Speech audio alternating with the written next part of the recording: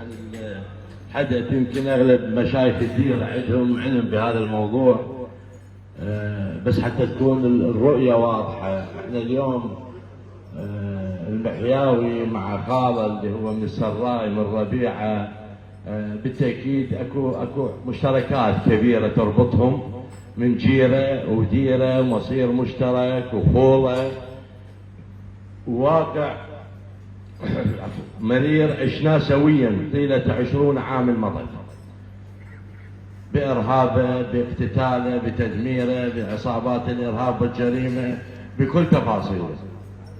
وهذا بالتأكيد له ثمن كبير في قلوبنا احنا جميعا.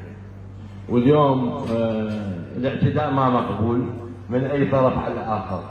اليوم أنا ما أقبل أحد يعتدي على المحياوي، مثل ما كلكم جنابكم اللي تمثلون عشائركم اليوم بهذه الجلسة ما تقبلون بالتعدي على أي فرد من أبناء عشائر. وأنا شخصيا يمكن معظم مشايخ الديرة يعرفون رؤيتي بهذا الموضوع. أنا شوية يعني ما أدري، يعني هذا طبعي، انحاز للمحياوي حيل، وعند المحياوي مقدس، ما أسمح بالاعتداء عليه من قبل أي كان. بس نرجع ونقول الرهاوة والقدرة على مثل هكذا اعتداءات موجودة، ونقدر الرجوة بقوة. ولكن اليوم إذا كان الشاب اللي بعمر معين، إذا كان أكبر منه، بس بنهاية الأمر ترجع الأمور إلى أولي الأمر. وإحنا اليوم ننظر، يمكن ابن عشيرتك إذا يشوف مدى النظر ماله 20 متر، شيخ العشيرة يجب أن يكون مدى الرؤية مالته كيلومتر كامل. ليش؟ نحسب حساب العلاقات المشتركات.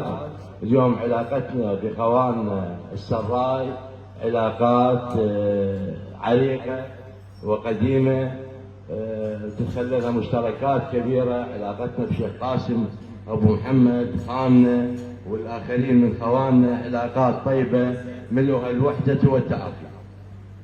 فبالتأكيد أني إذن أثر وإذن ثمن كبير بهذا الموضوع، وراح ما ندور على رد ولا ندور على قصاص مثل ما أسلف خالد الشيخ فريد، وإنما ندور حلول. وإحنا الموضوع هو بدايته، يعني إحنا اليوم من نحتكي للعقل ترى ماكو أفضل منه، وماكو أفضل من عرفنا العشائري وما دين الفقرات. إحنا اليوم أكو أمر صار على الخلاف، أمر معين على سوق، على محلات، هذا أمور تجارية احنا في غنى عنها، بس بنصير بها تعدي واعتداء وامور اخرى لا نقف عند هذا الموضوع. والامر تحلحل بصوره ما في فتره قبل حوالي 5-6 أشهر تقريبا، وصلنا الى جلسه يمكن مو قواضي، يمكن شيخ فريق عنده علم والاخرين يشوفنا، وحلت امور احنا صراحه ما نريد نطريها بهذه الجلسه، ولا نريد نخشب خواطر الاخرين سواء من البومحي ولا غير البومحي. بس احنا نقول اليوم وصلنا لهذه الجلسه المباركه، احنا صار اعتداء بينا، خلي يحلونا بيناتهم. مو؟ زين.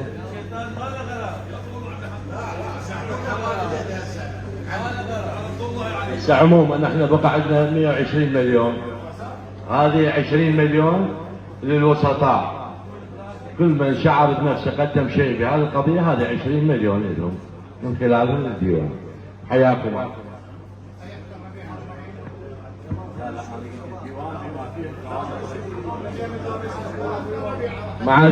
معازيف اللي ورا لا حد يحكي، لا حد يحكي بدون زحمة، بدون زحمة. جاي نسولف اقول لك احنا اليوم ثقوا بالله ورسوله، احنا اني ولا الشيخ قاسم ابو محمد ما تخربنا هاي الامور، بس بنفس الوقت اليوم صار امر بين عائلتين من هذا الطرف او ذاك، هذا الموضوع به ضرر.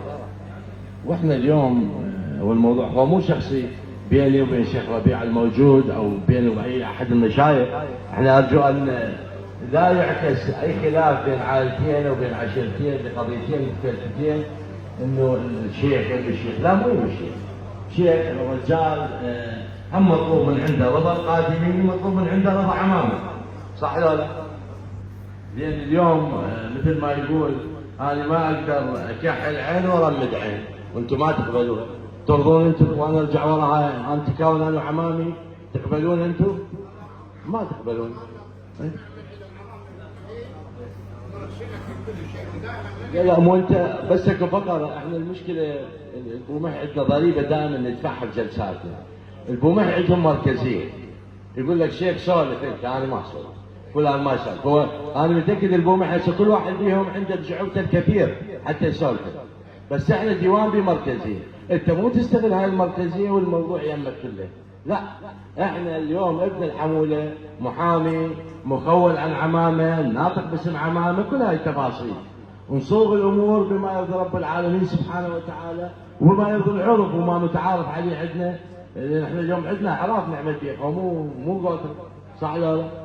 واذا انا خرجت من العرف معي مشاكل كثيره كلها موجوده وراح يقولوا لك حميقه في محدد، قلت مو هذا حكي، صح ولا لا؟ من هذا الباب زين.